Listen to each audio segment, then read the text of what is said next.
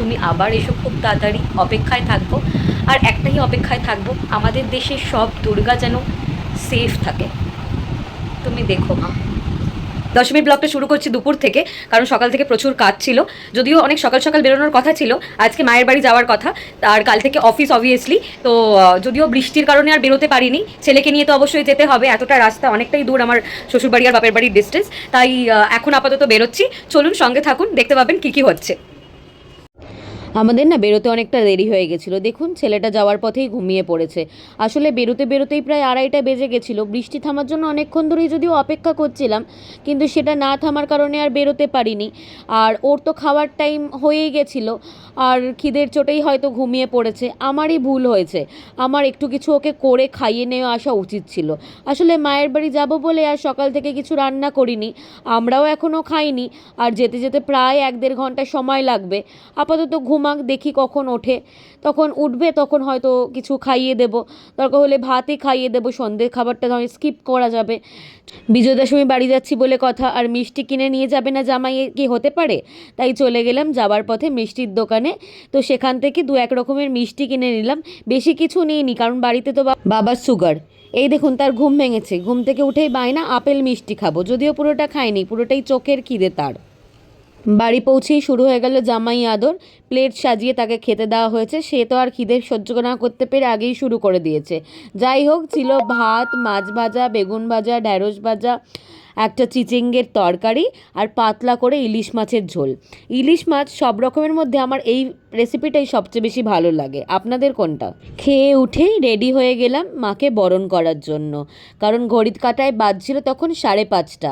আর দেরি করলে হবে না, কারণ আমাদের আবার নিয়ম আছে যে দশমীর দিনে শ্বশুরবাড়িতে ফিরতেই হবে, তুমি সে যেখানেই থাকো না কেন। তাই জন্য এখন বরণ করতে তো অনেকটাই সময় লাগবে, তারপরে বাড়ি ফিরে তারপর আবার এতটা রাস্তা আসা, মানে শ্বশুরবাড়িতে ফেরা। যাই হোক, সবাইকে জানাই শুভ বিজয়া দশমী। পুজো আশা করি সবারই খুব ভালো কেটেছে। জানি ভিডিওটা যখন দেখছেন তখন পুজো অলরেডি শেষ, যদিও এডিট করার সময় পাইনি, তাই সকলের কাছে ক্ষমা চাইছি। জানাই শুভ বিজয়া দশমীর প্রীতি, শুভেচ্ছা ও আন্তরিক অভিনন্দন। বড়রা আমার প্রণাম নেবেন, আর ছোটরা অনেক অনেক ভালোবাসা। সবার এবছর খুব ভালো কাটুক। তারপরে বেরিয়ে পড়লাম গুটি গুটি পায়ে মায়ের মণ্ডপের উদ্দেশ্যে। সাথে আমার মা আর মৌ আমাদের বাড়ির পাশেই থাকে। 3 জনে মিলেই বরণ করতে গেছিলাম। সাথে ছিল আমার ছেলে, আবার দেখুন হাতে বন্দুক নিয়ে চলেছে সে। আর সাথে ছিল বরকে নিয়ে গেছিলাম স্পেশালি ভিডিও করে দেওয়ার জন্য। বুঝতে পেরেছেন, একটু তো কিছু কাজে আসুক।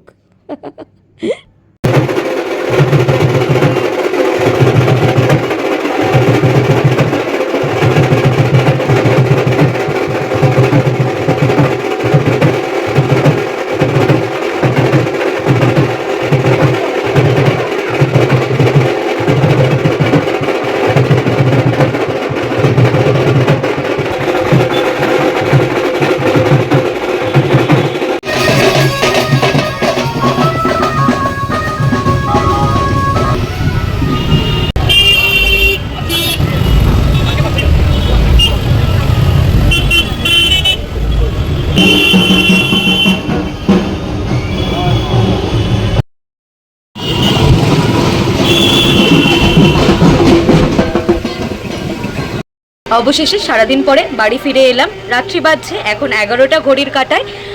বাড়িতে এসে পৌঁছালাম, সঙ্গে করে নিয়ে এলাম আখ, পান আর হলুদ, মানে যেটা আমাদের নিয়ম আর কি। দশমীতে আমরা এগুলো নিয়ে আমাদেরকে বাড়িতে ঢুকতে হয়। এর সাথে সোনাও কিনতে হয়, যেটা এখন অবধি কেনা হয়নি।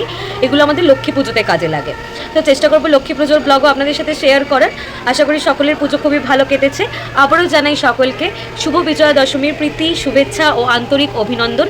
বড়রা আমার প্রণাম নেবেন, আর ছোটদের জন্য অনেক অনেক ভালোবাসা। সবাই খুব ভালো থাকবেন, সুস্থ থাকবেন, সাবধানে থাকবেন। তাহলে আজকে আসি, টাটা।